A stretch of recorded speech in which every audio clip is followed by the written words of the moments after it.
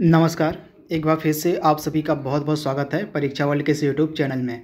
दोस्तों, जैसा कि आप सभी को पता है UP triple S C PET की जो हम क्लासेस चला रहे हैं उसको आज से हम और आगे बढ़ाएंगे तथा आज से हम एक नया सिलेबस स्टार्ट करेंगे। किसका? इंडियन पॉलिटी का। आपको पता होगा इंडियन पॉलिटी भी आपको पढ़ना है। UP triple S C PET का जो एग्ज़ाम होने वाला है उसमें इंडियन पॉलिटी से भी कुछ प्रश्न पूछे जाएंगे। तो यहाँ पे सामने आपके सिलेबस आप देख रहे हैं। अभी तक हमने हिस्ट्री को कंप्लीट करवा दिया है। हिस्ट्री के बाद हमने क्या क्या पढ़ा है? हिस्ट्री हो गया हमारा। उसके बाद हमने स्टैटिक जीके, इसको भी हमने भारतीय राष्ट्रीय आंदोलन को भी कंप्लीट करा दिया था। इसके बाद हमने कंप्लीट करा दिया था आपका क्या, तो इसके बाद हमने आपका स्टैटिक जीके का जो पोर्शन था उसको कंप्लीट करा दिया था तथा आज से हम स्टार्ट करेंगे क्या, भारतीय संविधान को। तो कितने चैप्टर हमको पढ़ने इसमें भारतीय संविधान में? तो इसमें हम संविधान की विशेषताएँ पढ़ेंगे, उसके बाद राज्य के नीति निर्देशक सिद्धांत पढ़ेंगे और फंडामेंटल राइट्स और फंडामेंटल ड्यूटीज़ पढ़ेंगे। इसके बाद संसद को पढ़ेंगे। इसके बाद हम संघीय प्रणाली, संघ एवं केंद्र शासित प्रदेशों को पढ़ेंगे। उसके बाद सर्वोच्च न्यायालय और उच्च न्यायालय के बारे में पढ़ेंगे। उसके बाद जिला प्रशासन के बारे में पढ़ेंगे और लास्ट में हम पढ़ेंगे स्थानीय निकाय तथा पंचायती राज संस्थाएं। लगभग कितने लेक्चर होंगे? लगभग आप मान के चलिए 10 लेक्चर में जो है आपका पॉलिटी हम कंप्लीट करा देंगे, जो आपके सिलेबस में मेंशन किया गया है और पीईटी की। तो चलिए आज के सेशन को स्टार्ट करते हैं। तो आज हम स्टार्ट करेंगे डीपीएसपी से, यानी कि जो हमारे राज्य के नीति निर्देशक सिद्धांत हैं उसको आज हम पढ़ेंगे। ज़्यादा डीप में हम नहीं जाएंगे, बस पॉइंट को हम यहाँ पे क्लियर करेंगे। पॉइंट बाय पॉइंट हम देखेंगे कि जो पॉइंट आपके लिए इंपॉर्टेंट होंगे उन्हीं को सिर्फ आप यहाँ देखें, क्योंकि आपका जो एग्ज़ाम होने वाला है पीईटी का, इसमें ज़्यादा डीपली आपसे एग्ज़ाम में प्रश्न नहीं पूछा जाएगा। तो हम बस जो इम्पॉर्टेंट फैक्ट और पॉइंट होंगे उसको देखते चलेंगे। तो चलिए आज के सेशन को शुरू करते हैं। तो आज का हमारा जो पहला लेक्चर वो है किसका? तो राज्य के नीति निर्देशक सिद्धांतों को आज हम इस वीडियो में डिस्कस करेंगे, यानी कि directive principle of state policy जो हमारा है, ये हमारा पहला चैप्टर होगा आपके भारतीय संविधान का। तो इसमें हम कुछ इंपॉर्टेंट पॉइंट को सबसे पहले ये क्लियर कर लेते हैं। तो ये फैक्ट सबसे पहले आपको याद रखने पड़ेंगे, यहाँ से आपके एग्जाम में डायरेक्टली प्रश्न बन सकता है।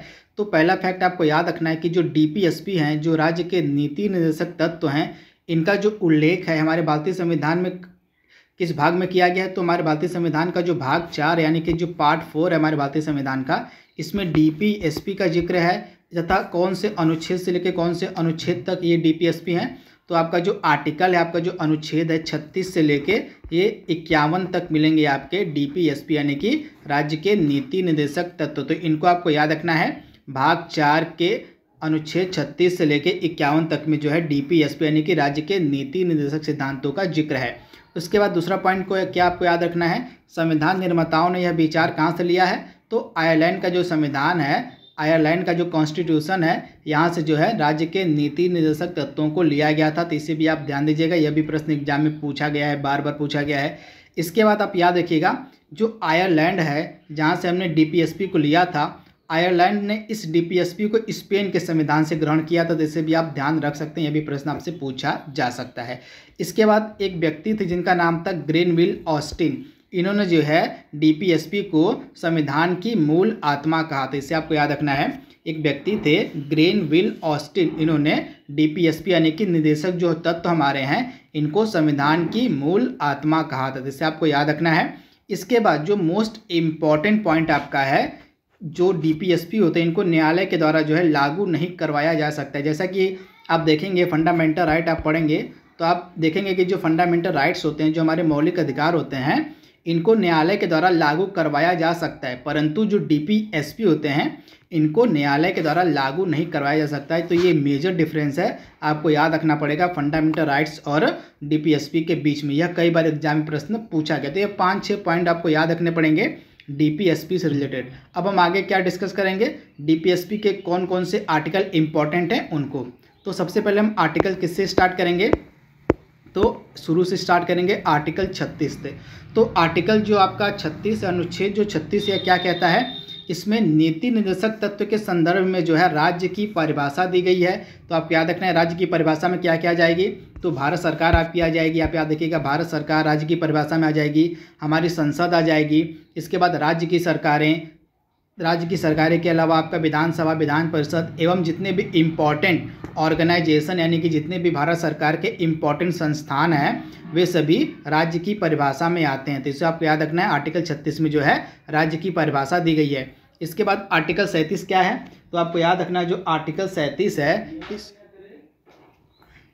तो आर्टिकल 37 में क्या कहा कि ये जो नीति निर्देशक तत्व आपके हैं ये न्यायालय के द्वारा प्रवर्तनीय नहीं होते हैं, जैसा कि मैंने आपको बताया, यानी कि न्यायालय के द्वारा इनको लागू नहीं करवाया जा सकता है। ये राज्य के विवेक के ऊपर छोड़ दिया गया है कि राज्य जो भी योजना बनाएंगे उन योजनाओं के अंतर्गत जो है DPSP को ध्यान में रखकर ही उन योजनाओं को जो है राज्य सरकार के द्वारा बनाया जाएगा। जैसे आप ध्यान दीजिएगा, इनको जो है न्यायालय के द्वारा लागू नहीं कराया जा सकता।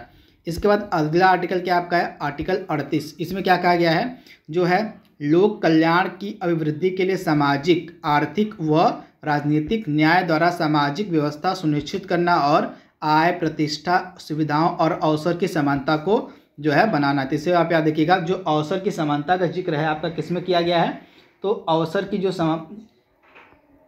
मतलब जो है सभी व्यक्ति को जो है समान अवसर उपलब्ध कराना है, यानी कि जो अवसर में असमानता होती है उसको कम करना, उसको समाप्त करना आर्टिकल 38 के अंतर्गत जो है बताया गया है। इसे आप ध्यान दीजिएगा। उसके बाद जो आर्टिकल 39 है काफ़ी इंपॉर्टेंट है, इसके 5 सब सेक्शन है जिन्हें आपको याद रखना पड़ेगा। तो आर्टिकल 39 का पहला सेक्शन ए है आपका हो जाएगा। तो इसमें क्या कहा गया है, तो पुरुष और स्त्री यानी कि जो मेल और फीमेल होंगे सभी नागरिकों को आजीविका पर्याप्त साधन उपलब्ध करा, मतलब जो पुरुष और स्त्री होंगे उनको जो है आजीविका का जो पर्याप्त साधन है उसको उपलब्ध कराना जो है राज्य की जिम्मेदारी है। तो इसे आप ध्यान दीजिएगा, आर्टिकल 39 ए में यह कहा गया है। इसके बाद जो आर्टिकल 39 का सब सेक्शन आपका 2 है, इसमें क्या कहा गया है, तो समुदाय के भौतिक संसाधनों का उचित वितरण व स्वामित्व, इसकी बात किसमें की गई है, तो आर्टिकल 39 का जो भाग 2 है इसमें कही गई है। इसके बाद आर्टिकल 39 का जो तीसरा पार्ट है इसमें क्या कहा गया है, धन एवं उत्पादन के साधनों का विकेंद्रीकरण, यानी कि जो धन और उत्पादन के साधन हैं इनको जो है सभी नागरिकों को समान रूप से उपलब्ध होना चाहिए। तो यह बात कही गई है आर्टिकल 39 के भाग 3 में। इसके बाद आर्टिकल 39 का जो भाग 4 यानी कि आर्टिकल 39 का जो पार्ट डी है, डी वाला पार्ट है, यह काफ़ी इंपॉर्टेंट है, कई बार एग्जाम में पूछा गया है। तो आर्टिकल 39 डी में क्या बात कही गई है, इसमें कहा गया है कि जो पुरुष और स्त्री होंगे यानी कि जो वर्क करते हैं, जो काम करते हैं, उनको जो है समान कार्य के लिए समान सैलरी यानी कि वेतन दिया जाएगा, यानी कि पुरुषों और महिलाओं को जो है उनके समान कार्य के लिए समान वेतन की जो व्यवस्था है आर्टिकल 39 डी में करी गई है। इसके बाद आपका हो जाएगा आर्टिकल 39 ई में क्या बात कही गई है, पुरुष और स्त्री कर्मकारों के स्वास्थ्य और शक्ति का तथा बालकों के सुकुमार अवस्था का दुरुपयोग ना हो यह सुनिश्चित करना आर्टिकल जो है आपका आर्टिकल 39 ई में यह बात कही गई। इसके बाद आर्टिकल 39 एफ की क्या है, तो इतना इंपॉर्टेंट नहीं है, अब बस आप याद रखिएगा, यह बालकों के स्वास्थ्य के विकास का अवसर जो उपलब्ध कराता है आर्टिकल 39 एफ। तो ये आर्टिकल 39 में 5-6 सब सेक्शन इनको आपको याद रखना पड़ेगा।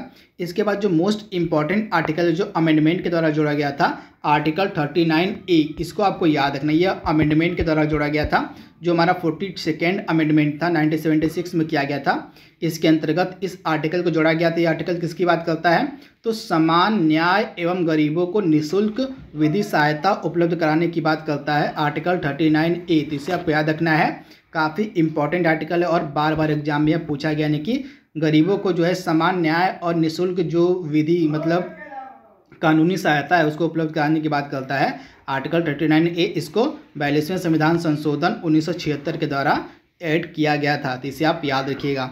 इसके बाद अगला इंपॉर्टेंट आर्टिकल क्या है, आर्टिकल जो 40 हमारे यहाँ क्या बात करता है, ग्राम पंचायतों के गठन की बात करता है आपका आर्टिकल 40। तो इसे आपको याद रखना है, ग्राम पंचायतों के जो गठन की बात है यह आर्टिकल 40 में करी गई है। इसके बाद आर्टिकल 41 क्या कहता है, कुछ दशाओं में विशेषतः बुढ़ापे, बेरोजगारी, बीमारी व अशक्तता आदि की दशा में काम, शिक्षा और लोक सहायता पाने का जो अधिकार है यह सभी नागरिकों को दिया जाएगा, यानी कि जो भी नागरिक होंगे कुछ विशेष परिस्थिति जब आती है, जैसे बुढ़ापा आ गया, बेरोजगारी आ गई, बीमारी आ गई, तो इस दशा में जो है जो राज्य की सरकार राज्य होगा वह इन नागरिकों को जो है सुविधा मुहैया कराएगा, ऐसी बात करी गई है आर्टिकल 41 में। इसके बाद आर्टिकल 42 क्या कहता है, अनुच्छेद 42 क्या कहता है, काम की न्याय संगत व मानवोचित दशाओं तथा प्रसूति सहायता का उपबंध करने, यानी कि जो है जहाँ भी वर्कर काम करते हैं वहाँ पे जो है सेफ्टी की सुरक्षा की जो बात है वह करता है आर्टिकल 42। इसे भी आप याद रखिएगा। इसके बाद आर्टिकल 43 क्या कहता है, कर्मकारों की निर्वाह मजदूरी यानी कि लिविंग वेज की बात करते हैं, यानी कि जो भी वर्कर्स हैं स्टेट में उनको जो है एक मिनिमम वेज यानी कि लिविंग वेज देना पड़ेगा जिससे उनका जीवन निर्वाह हो सके, इसकी बात करी गई है आर्टिकल 43 में। तो इसे आपको याद रखना, ये मोस्ट इंपॉर्टेंट आर्टिकल है, आपके एग्जाम में डायरेक्टली पूछे जाएंगे। इसके बाद अगला आर्टिकल आपका जो मोस्ट इम्पॉर्टेंट है इसे भी आप याद रखिएगा, 43A और 43B क्या कहते हैं। तो 43A कहता है उद्योगों के प्रबंध में कर्मकारों के भाग लेने के लिए कदम उठाने की, जो उद्योग हैं, जो उद्योग धंधे इसमें जो है उसके मैनेजमेंट में जो है वर्कर्स भी भाग ले सकते हैं, इसकी बात आर्टिकल 43A में करी गई है, तो इसे आप ध्यान दीजिएगा। इसके बाद एक और इम्पॉर्टेंट आर्टिकल आपके सामने आएगा, आर्टिकल 44 काफ़ी इंपॉर्टेंट है, यह यूनिफॉर्म सिविल कोड की बात करता है, तो इसे आप याद रखिएगा। जो यूनिफॉर्म सिविल कोड है, एक समान सिविल संहिता जो इसकी बात करी गई है आर्टिकल 44 में, तथा भारत का एकमात्र राज्य कौन सा है जहाँ पे यूनिफॉर्म सिविल कोड लागू हुआ, आर्टिकल 44 लागू है, तो यह राज्य आपको मिलेगा गोवा। तो इसे आप याद रखिएगा, भारत का एकमात्र राज्य गोवा है जहाँ पे यूनिफॉर्म सिविल कोड को लागू किया गया, तो इसे आप ध्यान दीजिएगा। इसके बाद आर्टिकल 45 क्या कहता है, तो सभी बालक जितने आप याद रखिएगा, जो आर्टिकल 45 क्या कहता है, तो जो 14 वर्ष की आयु पूरी जितने भी बच्चे हैं उनको जो है 14 वर्ष की आयु पूरी करने तक जो है उनको निःशुल्क और अनिवार्य शिक्षा की जो व्यवस्था है आर्टिकल 45 करता है, तो इसे आप याद रखिएगा। जो आर्टिकल 45 है आपका जो है जो 6 वर्ष से कम आयु के जो बच्चे हैं उनको जो है 14 वर्ष की उम्र पूरी करने तक जो है उनको जो शिक्षा है वह निःशुल्क उपलब्ध कराई जाएगी। इसको जो है आपका जो आर्टिकल 86 है इसके तहत जोड़ा गया था, इसे आप याद रखिएगा। 86वें संविधान संशोधन 2002 के द्वारा अनुच्छेद 45 को जोड़ा गया था। इसके बाद अगला आर्टिकल क्या आपका सामने आपका है, तो 46वां आर्टिकल क्या कहता है आपका, आर्टिकल 46 क्या कहता है, अनुसूचित जाति एवं जनजाति और समाज के कमजोर वर्गों के शैक्षणिक एवं आर्थिक हितों को प्रोत्साहन और सामाजिक अन्याय एवं शोषण से सुरक्षा की बात करता है आर्टिकल 46, तो इसे आपको याद रखना है। इसके बाद आर्टिकल 47 क्या कहता है, स्वास्थ्य के लिए नुकसानदायक नशीली दवाओं और मदिरा ड्रग्स के औषधि प्रयोजन से भिन्न उपयोगों पर प्रतिबंध लगाता है आपका आर्टिकल 47, तो इसे आप क्या देखना, उतना इंपॉर्टेंट नहीं है, तो इसे आप नेगलेक्ट भी कर सकते हैं, एग्जाम में भी अभी तक पूछा नहीं गया है। इसके बाद आप आर्टिकल 48 को देखिए, काफ़ी इंपॉर्टेंट है। यहाँ पे बात करी गई है कृषि तथा पशुपालन की, तो कृषि तथा पशुपालन का जो जिक्र है यह किया गया है आर्टिकल 48 में, यानी कि अनुच्छेद 48 में जो है कृषि तथा पशुपालन का जिक्र किया गया था, इसे आपको याद रखना है। इसके बाद अगला इंपॉर्टेंट आर्टिकल क्या है, आर्टिकल 48A, इसको 42वें संविधान संशोधन 1976 के तहत जोड़ा गया था। पर्यावरण के संरक्षण एवं संवर्धन की जो बात है यह आर्टिकल 48 में करी गई, यानी कि हमारे इन्वायरमेंट से रिलेटेड जो आर्टिकल है वह है आर्टिकल 48A। इसके बाद अगला आर्टिकल कौन सा है, आर्टिकल 49, राष्ट्रीय महत्व के इस मार्ग को स्थानों और वस्तुओं का संरक्षण करना।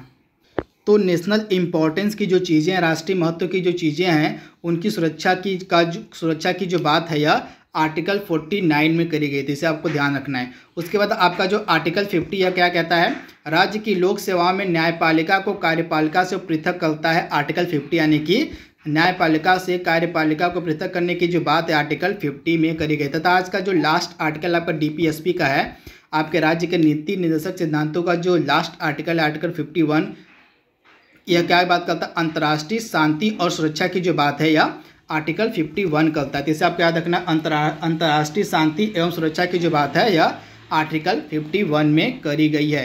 तो यह हमारा पहला लेसन था, पहला लेक्चर था आपके PET 2021 एग्ज़ाम के लिए संविधान का DPSP, यह हमने कंप्लीट कर दिया है। कल हम एक नए लेक्चर को शुरू करेंगे उसके संविधान के, तो बने रहिए हमारे चैनल के साथ। तब तक के लिए thank you, thanks for watching, thank you.